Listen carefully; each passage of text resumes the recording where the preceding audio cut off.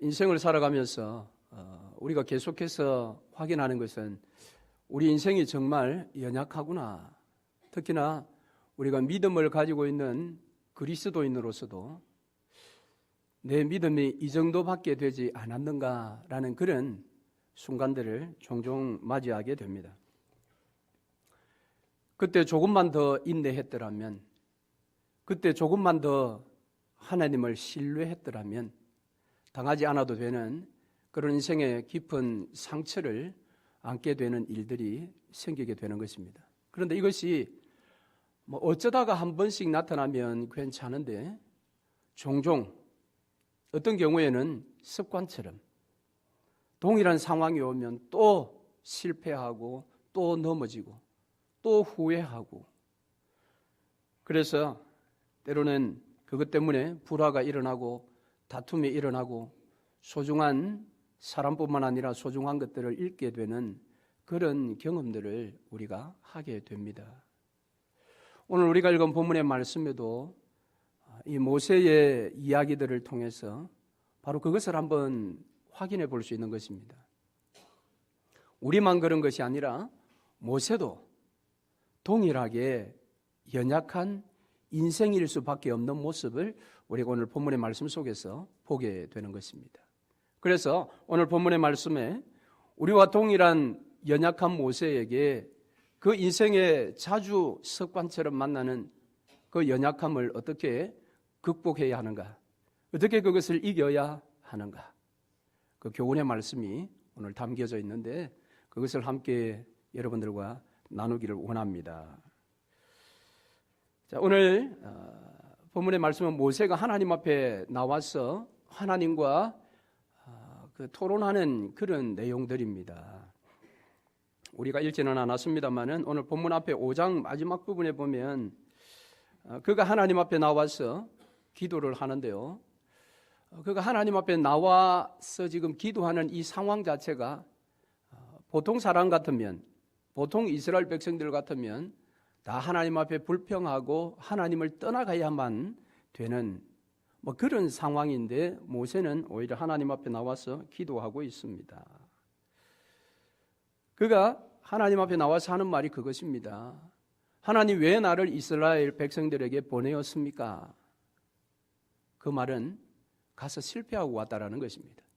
하나님 보내셨으니 분명히 무언가 이루고 승리하고 올 줄 알았는데 완전히 실패하고 돌아왔다라는 것입니다. 그리고 또 하나님 앞에 토로합니다. 왜 이스라엘 백성들을 구원하지 않습니까? 왜 구원하지 않습니까? 그렇게 하나님 앞에 사실은 아주 속에 있는 것을 토해내고 있습니다. 그것이 5장 마지막 부분에 기록되어 있는데요. 그 모세의 기도를 들으시고 하나님께서 오늘 본문의 1절부터 8절까지 긴 말씀을 하시면서 모세의 기도에 응답을 하십니다. 변론을 하십니다. 모세는 짧은 한 두서너 절에 걸쳐서 하나님 앞에 이야기했는데 하나님은 길게 8절을 통해서 변론을 해 주십니다. 자, 오늘 하나님의 변론은 크게 세 가지의 중심 주제를 가지고 있습니다. 첫 번째 주제는 내가 이스라엘을 구원하겠다라는 것입니다. 그리고 1절 말씀에 보면 내가 구원하되 나의 강한 손으로 그들을 구해낼 것이다. 그래서 바로가 그들을 보내줄 것이다. 또 강조해서 말합니다. 내가 강한 손으로 이스라엘을 구원해낼 것이니 그때에는 바로가 너희들을 내쫓을 것이다. 그렇게 말씀을 하고 있습니다. 두 번째 주제는 내가 너희의 조상들과 언약을 맺었는데 그 언약을 지금도 내가 기억하고 있다라는 것입니다. 그 언약을 내가 지금도 기억하고 있고 그들이 그 언약의 백성으로 비록 지금은 바로의 그런 핍박 가운데 고난 가운데 있지만 내가 그들을 반드시 구해내어서 나의 백성 만들겠다라는 것입니다. 그리고 그들이 지금 얼마나 큰 신음 가운데 고통당하는지 내가 그 신음 소리를 다 듣고 있고 알고 있다라고 말씀을 합니다. 그리고 세 번째로는 그들이 이제 구원을 받아서 약속의 땅 가나안 땅에 언약궤로 와서 거기에서 나를 여호와로 부를 것이요 그들이 나를 섬기게 될 것이다. 그렇게 긴 8절의 변론을 이야기합니다. 여러분, 그래서 이 모세가 하나님 앞에 나와서 지금 토로하는 것은 나는 실패했습니다. 왜 실패하게 만드셨나요? 왜 이스라엘을 여전히 구원하지 않았나요? 약간 항의성으로 기도했지만 하나님은 아주 자상하게 그들의 신음소리도 내가 다 듣고 있으니 내가 강한 손으로 그들을 이끌어낼 것이다. 이렇게 약속하고 있습니다. 자, 그래서 이제 모세가 다시 용기를 내어서 이스라엘 백성들에게 가게 되는데요. 자, 9절 말씀부터 뒤에 내용을 쭉 이렇게 보면은 좀 8절까지의 하나님의 변론에 대한 이 모세의 반응이 좀 뭔가 우리가 생각하는 그런 정상적인 어떤 반응들이 아니라 조금 방향이 틀어지는 것을 우리가 보게 되는데요. 무엇인가 하면 이 모세가 이제 8절까지 하나님의 변론을 듣고 먼저 이스라엘 백성들에게 달려갔습니다. 모세는 비록 5장 끝부분에서 하나님 앞에 상한 마음으로 나와서 그렇게 이야기했지만 하나님의 긴 변론을 듣고 그가 다시 용기 백배하여 이스라엘 백성들에게 달려갔는데 이스라엘 백성들이 모세를 거부한 것입니다. 모세가 다시 하나님의 그 보내심을 받고 왔다고 이야기하니까 이스라엘 백성들이 됐다고 말합니다. 그러니까 이 모세가 화들짝 놀란 거예요. 다시 한번 용기 백배해서 가서 그들과 의기투합해서 이 출애굽이라는 대역사를 이끌어야 되는데 이스라엘 백성들이 됐으니 그만하세요라고 말하는 것입니다. 그래서 깜짝 놀랐습니다. 다시 하나님께 달려왔습니다. 그랬더니 하나님께서 이번에는 바로에게 가라고 이야기합니다. 왕궁에 가서 말하라고 이야기합니다. 그랬더니 모세가 못 간다고 했습니다. 이제는 이스라엘 백성들에게 가서도 안 됐는데 왕궁으로 가라니 그건 불가능합니다. 그렇게 반응하는 장면이 이제 9절부터 쭉 뒤에 나오게 됩니다. 자, 이 모세가 지금 불가능하다고 하는 상황은 여러분 어떤 상황입니까? 그는 말씀을 받고 갔습니다. 그는 기도의 응답을 긴 변론이라는 기도의 응답을 받고 갔습니다. 그래서 강한 확신을 가지고 갔는데도 그가 예상했던 대로 흘러가지 않아서 그가 매우 당황한 것입니다. 자, 왜 이와 같은 일이 생겼는지 오늘 본문 9절이 이유를 설명하는데요. 9절을 한번 보실까요? 모세가 이와 같이 이스라엘 자손에게 전하나 그들이 마음의 상함과 가혹한 노역으로 말미암아 모세의 말을 듣지 아니하였다. 이스라엘 백성들은 모세가 처음 사역자로 사명자로 나타났을 때 모세를 신뢰했습니다. 이제 이 노예의 생활을 끝내고 자유인이 되겠구나라는 생각을 가졌는데 웬일입니까? 상황이 더 악화되어 버렸습니다. 바로에게 갔다 온 이후에 바로가 더 이스라엘을 억압한 것입니다. 여러분, 이 모든 지금 이스라엘 백성들이 더 힘들게 되어버린 원인 제공자는 누굽니까? 그 원인 제공자는 모세입니다. 이스라엘 백성들이 생각했습니다. 가만히 내버려뒀으면 그나마 견딜만 했을 텐데 왜 너가 가서 그 바로의 못된 성격에 불을 지폈느냐 그것입니다. 그래서 두 번째 다시 나타나자 노라고 이스라엘 백성들이 거절을 한 것입니다. 이 이스라엘 백성들의 거절을 당하고 나서 모세의 마음속에 자리 잡은 게 뭐냐면 이제는 틀렸구나. 출애굽은 틀렸구나. 이게 모세의 생각이었습니다. 모세는 기대했습니다. 긴 하나님의 변론을 듣고 그가 다시 용기 백배해서 달려갔을 때에 그들이 다시 한번 의기투합해서 한번 해보자라고 그렇게 예상을 하고 갔는데 오히려 정반대의 반응이 나타나니까 모세가 실족하게 된 것입니다. 여러분, 이것은 모세만 그렇게 했습니까?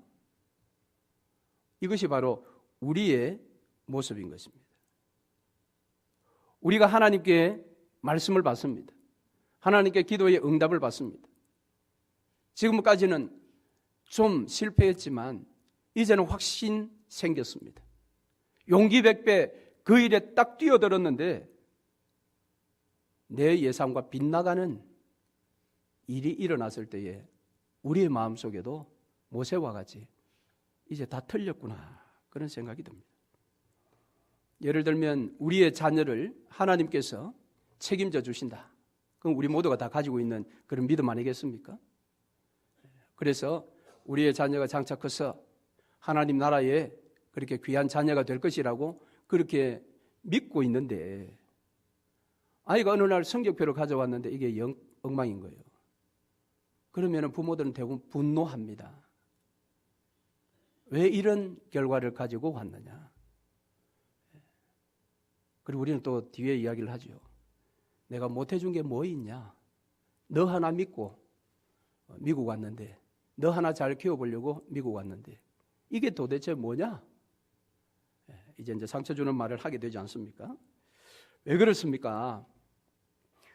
전체적으로 볼 때는 내 자녀 반드시 하나님 지키시고 반드시 내 자녀를 사용한다고 믿는데 삶의 현장의 세부적인 일에 들어가서 만나면 이게 전체적인 믿음은 온데간데 없고 오직 그 순간만을 보는 것입니다. 너는 안 되겠다. 오늘 모세의 마음에도 바로 그것입니다. 불가능합니다. 불가능. 자, 여러분 10절을 한번 보세요. 10절 말씀을 보면 여호와께서 모세에게 일러 가라사대 들어가서 애국 왕 바로에게 말하여 이스라엘 자손을 그 땅에서 내어 보내게 하라. 그랬더니 그가 무엇이라고 이야기합니까? 12절에 모세가 여호와 앞에 이르되 아뢰어 이르되 이스라엘 자손도 내 말을 듣지 아니하였거든 바로가 어찌 들으리까? 지금 바로가 들었습니까? 안 들었습니까?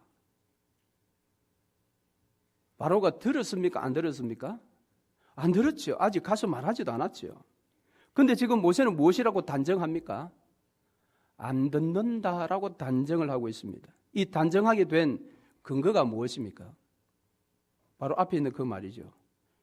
이스라엘 백성들에게 자기들이 유익하도록 해주겠다고 해도 지금 안 한다고 하는 판국에 그들에게 손해를 끼치겠다고 바로에게 가서 이야기하면 바로가 듣겠습니까? 이 말이 틀린 말입니까? 맞는 말입니까? 틀린 말이에요? 맞는 말이에요? 맞는 말이죠? 지금 모세 맞는 말을 하고 있습니다. 우리 이처럼 하나님 앞에 맞는 말 잘합니다. 조심해야 합니다. 이게 인간적으로 보면 딱 맞는 말이에요. 딱 맞는 말입니다. 그런데 여기에 무엇이 숨겨져 있느냐면 패배의식의 열매라는 것입니다. 이것이 패배감입니다. 왜? 이스라엘 백성들에게 가서 실패했는데 여기서 되겠느냐? 이 실패의식이 마음속에 딱 자리를 잡고 있습니다.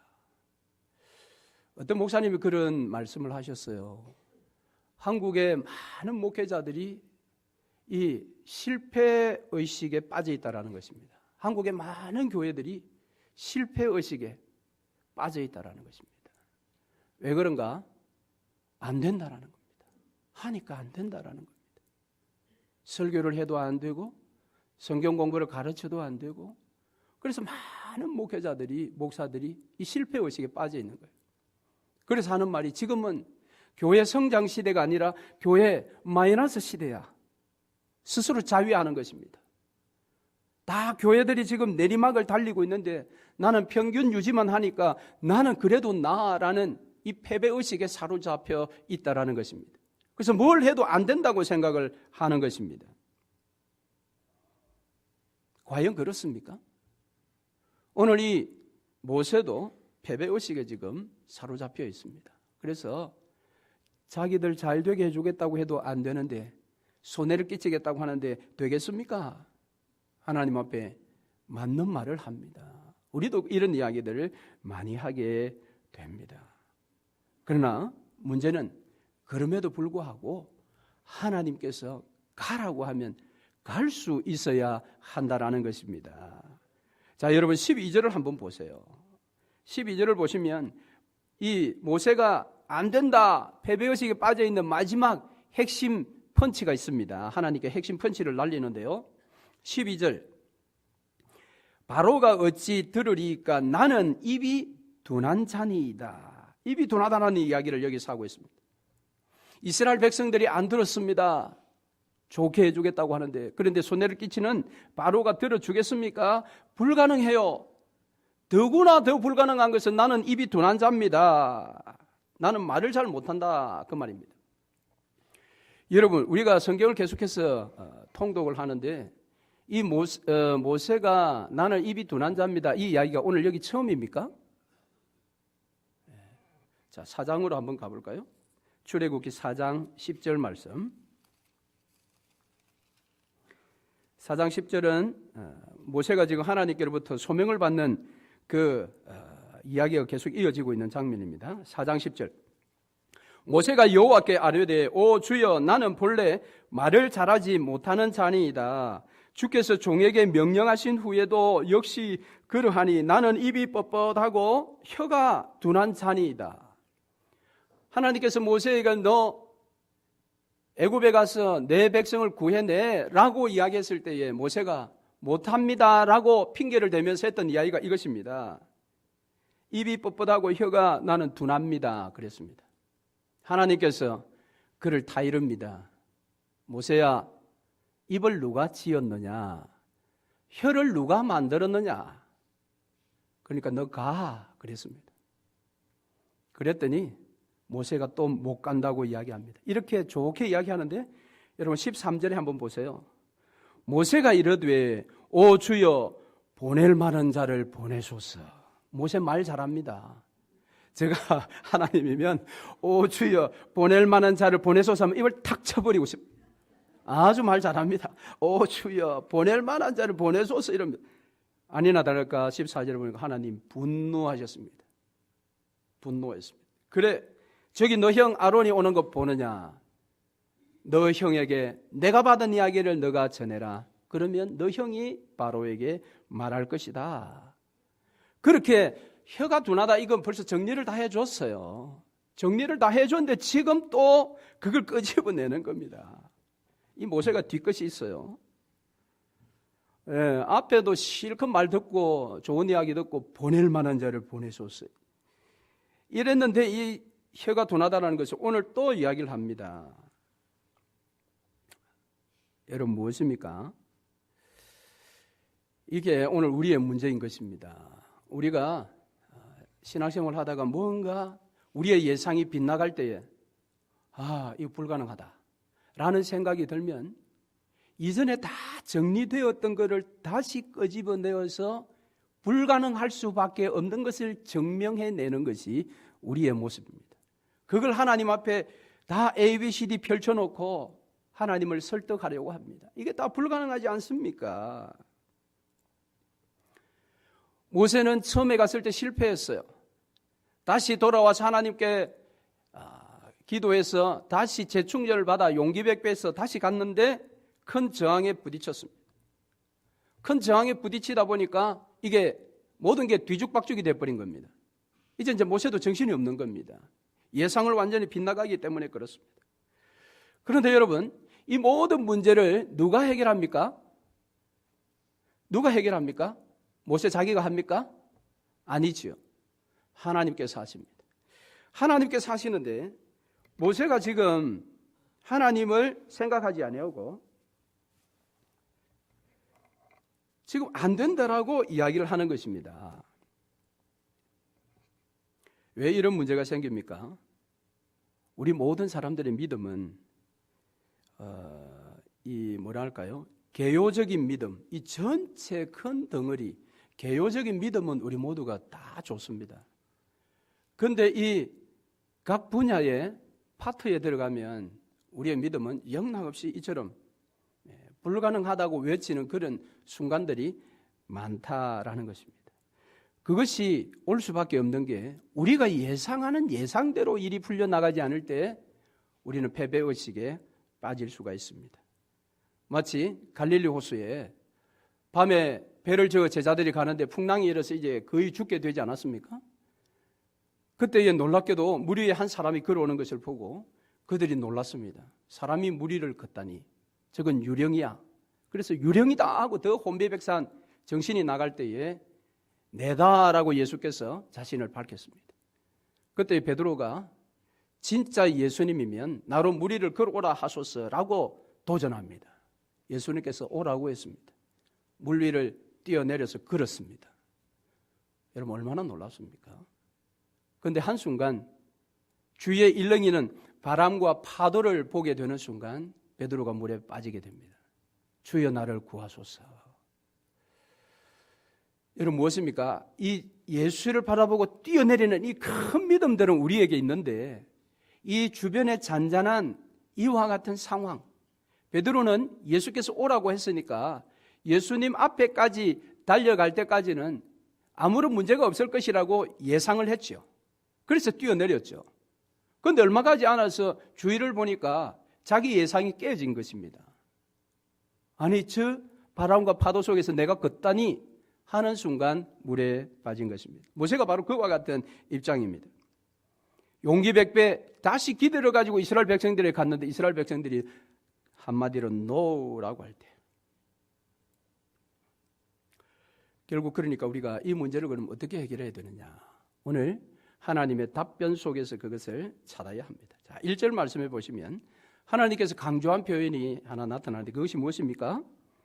강한 손으로라는 것입니다. 강한 손으로. 하나님께서 내가 강한 손으로 그들을 이끌어낼 것이다.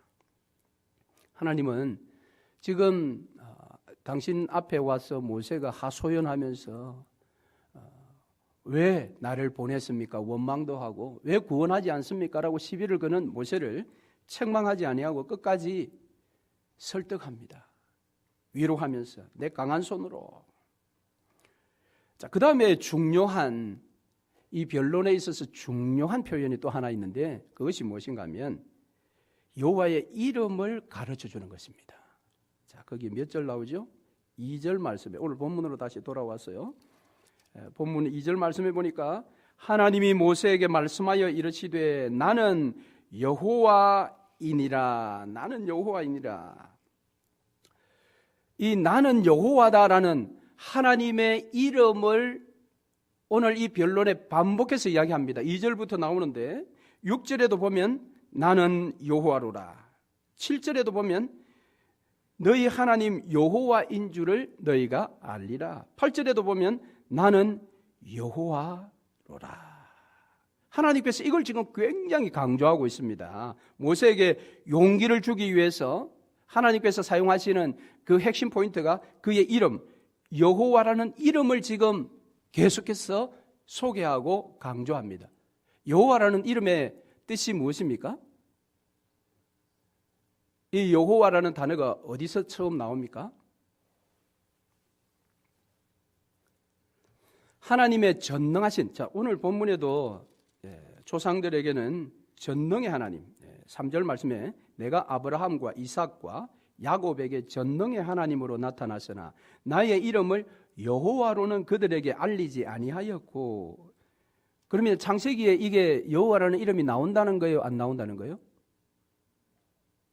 안 나오겠죠. 여기 아브라함, 이삭, 야곱 이야기하고 있는데 그때는 전능 하나님, 전능의 하나님의 원어의 단어는 엘로힘입니다. 그걸 우리는 하나님이라고 번역해 두었어요.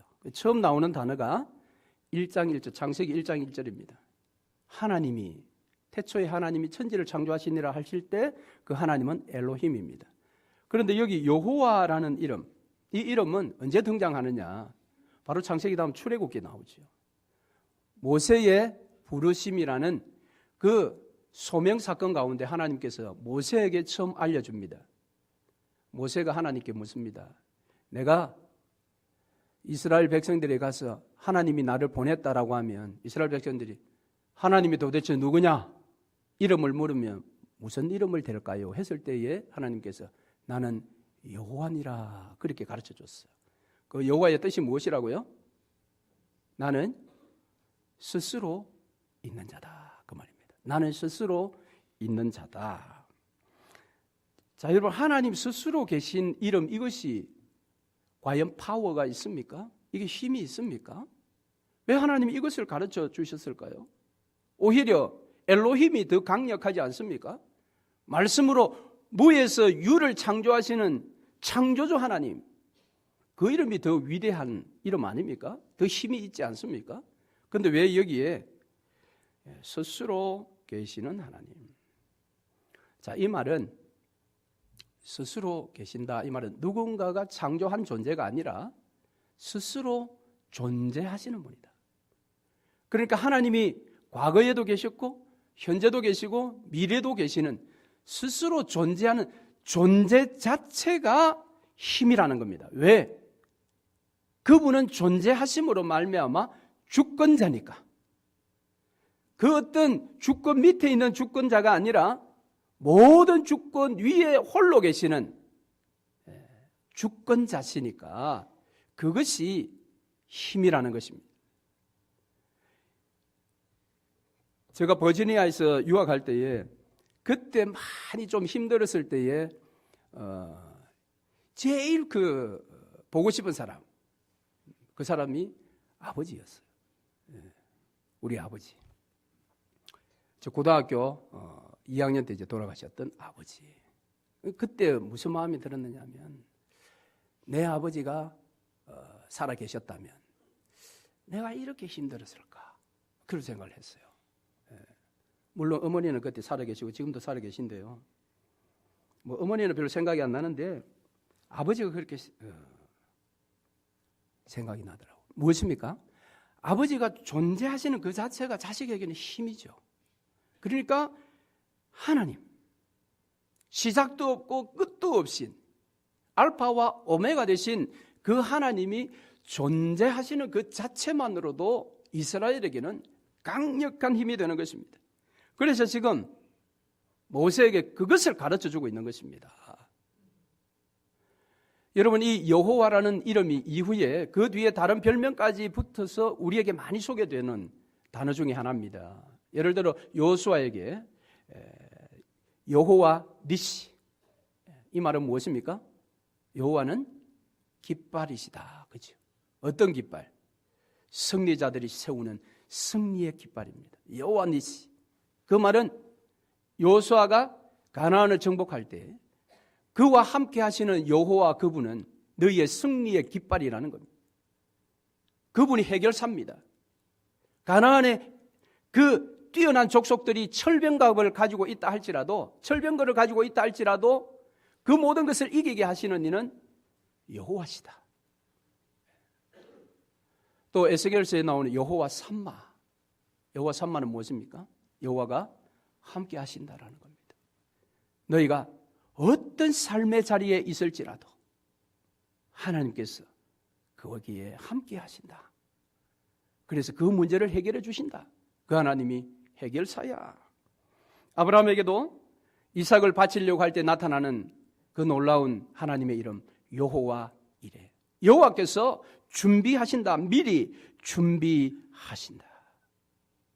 할렐루야. 그래서 이 위대한 이름 여호와의 이름을 지금 알려주고 있습니다. 그래서 7절 말씀을 여러분 한번 보세요.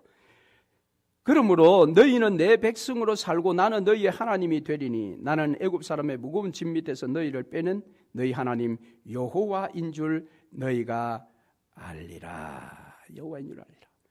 그러니까 여호와 하나님은 존재하시는 그 존재 자체만으로 우리에게 힘이요, 그분은 존재하시면서 반드시 그의 주권하에 그의 모든 계획을 이루어 가시는 분이십니다. 그래서 오늘 여기 모세는 하나님 앞에 와서 하나님, 이제 모든 게 다 엉망이 되었어요, 이것이 불가능해요 라고 이야기할 때 하나님께서 아니야, 가능해, 너 가능하다라는 거 잊지 마라, 그렇게 말하는 것이 아니라 내가 스스로 존재하는 사람이야, 그 이름을 지금 알려주고 있는 것입니다. 그러니까 하나님은 너 불가능하다고? 아니야, 가능해. 너 다시 한번 생각해봐. 가능해. 그렇게 설득한 것이 아니라 당신의 이름을 여기에서 소개하고 있는 것입니다. 내가 스스로 존재하니 내가 한다라는 겁니다. 하나님 존재하심은 그의 주권적인 사역을 우리에게 보여주는 표현이기도 합니다. 하나님이 하신다. 하나님이 바로를 격퇴시켜서 그들을 구원하여 출애굽시켜 약속의 땅에 안착시킬 것이니 하나님께서 언약을 이루어 가실 것이다. 그러므로 여러분, 오늘 우리도 삶의 자리에서 불가능해 패배의식에 사로잡혀 있을 때 우리가 하나님 앞에 어떻게 반응해야 합니까? 무엇을 붙들어야 합니까? 자, 그것이 13절이에요. 자, 13절을 한번 보세요. 여호와께서 모세와 아론에게 말씀하사 그들로 이스라엘 자손과 애굽 왕 바로에게 명령을 전하고 이스라엘 자손을 애굽 땅에서 인도하여 내게 하시니라. 자, 여기에 여러분 볼펜 있으신 분은 밑줄을 두 군데 한번 그어보시기 바랍니다. 13절 맨 앞에 나오는 여호와께서라는 여기에 밑줄을 그으시고 맨 끝에 나오는 단어 하시니라. 여호와께서 인도하여 내게 하셨다라고 말합니다. 자, 그런데 오늘 본문을 자세하게 이렇게 읽어보면 12절과 13절이 넘어갈 때에 조금 어색한 표현으로 넘어가는 것을 우리가 보게 됩니다. 여러분 한번 보세요. 자, 12절 모세가 여호와 앞에 아뢰어 이르되 이스라엘 자손도 내 말을 듣지 아니하였거든 바로가 어찌 들으리이까 나는 입이 둔한 자니이다. 이렇게 지금 핑계를 하고 있잖아요.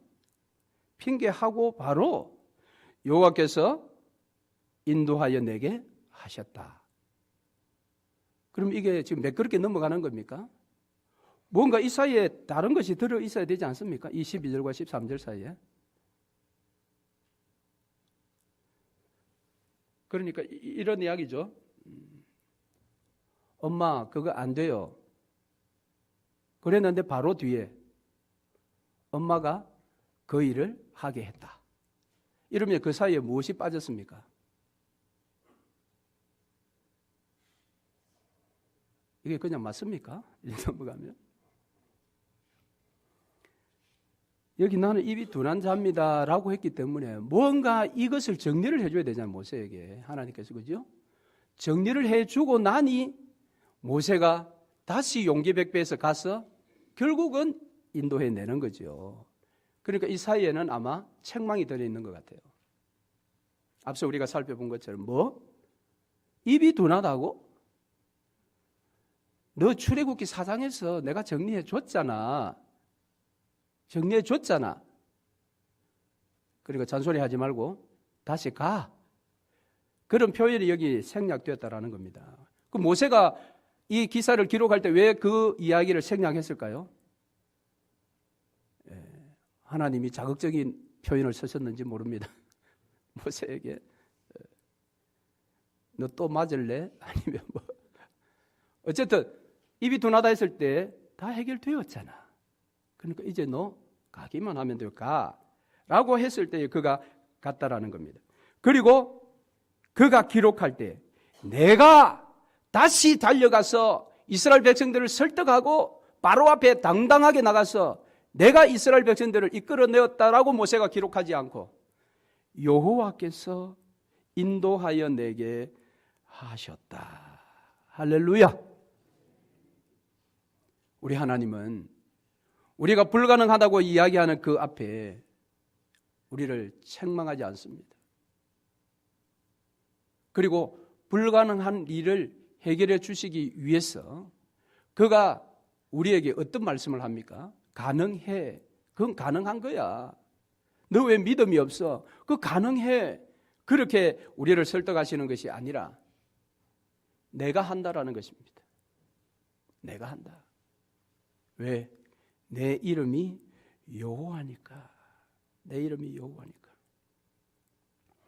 그런데 모세는 지금 하나님께서 하시는 그 믿음을 놓쳐버리고 삶의 어떤 어그러진 상황들 가운데서 자기 자신의 생각을 지금 신뢰하는 것입니다. 자기가 판단해 볼 때 이스라엘 백성들도 안 됐는데 여기도 안 된다라는 자기 생각을 지금 신뢰하고 있습니다. 여러분 어떻습니까? 오늘 우리의 패배의식의 원인이 여기에 있는 것입니다. 왜 사람들이 다 패배의식을 가지고 있습니까? 왜 교회가 패배의식에 사로잡혀 있습니까? 내 생각을 내가 신뢰하는 겁니다. 과거에 이런 경험들이 있으니 지금 이건 안 돼. 올해 우리가 하나님의 보내심에 모두가 순종하여 또 헌신하여 정인되는 해로 하자고 합니다. 또 부활절에 우리 한 구역이 한 가정씩 전도해서 주님 앞으로 인도하자고 지금 기도하고 있습니다. 혹이라도 우리 가운데 안 돼. 뭐 요즘 시대에 전도야. 안 돼. 우리 교회 형편에 무슨 선교야. 무슨 열방이야. 그건 불가능해. 지금까지 우리가 그렇게 많이 겪어봤잖아. 그런 소리를 할 수도 있습니다. 그런 생각이 들 수도 있습니다. 거기에는 반드시 정당한 인간적인 이유도 있을 것입니다. 얼마든지 근거를 대라면 여러분이 될 수 있을 것입니다. 그러나 여러분, 하나님은 여러분에게 가능해, 올해는 가능해, 할 수 있어, 그렇게 여러분을 다그치지 않습니다. 오직 하나님은 한 말씀만 합니다. 너희가 내 이름을 아느냐? 내 이름은 여호와야. 내가 지금 존재하고 있어. 내가 하는 거야. 내가 하는 거야. 모세, 너는 그냥 순종하고 가면 돼. 내가 다 해. 하나님은 오늘 저와 여러분에게도 내가 한다고 말씀하시는 분이십니다. 우리의 형편과 처지를 보면, 우리의 갖추어진 것을 보면 할 수 없어요. 얼마든지 할 수 없다라고, 불가능하다고 말할 수 있습니다. 그러나 하나님은 오늘 우리에게 말씀하기를 원하시는 것은 내가 한다. 내가 한다. 너희 교회가 하는 것도 아니고 너희 자신들이 하는 것도 아니고 내가 한다. 그러므로 오늘 13절 마지막 말씀 여러분 꼭 기억하십시오. 여호와께서 하시니라. 말하기는 올해 저와 여러분이 하나님의 그 보내시고자 하시는 음성에 귀를 열고 그 음성을 꼭 들을 수 있기를 기도합니다. 그리고 그 음성 들으시면 어떤 불가능한 요소가 있다 할지라도 그거 생각하지 마세요. 그거 생각하고 그거 묵상하고 그거 정리하다 보면 결론은 안 돼. 불가능해. 나는 입이 뻣뻣했어. 처음부터. 그러나 하나님은 내가 한다. 할렐루야. 하나님이 하십니다. 네, 우리 다 함께 찬양하겠습니다.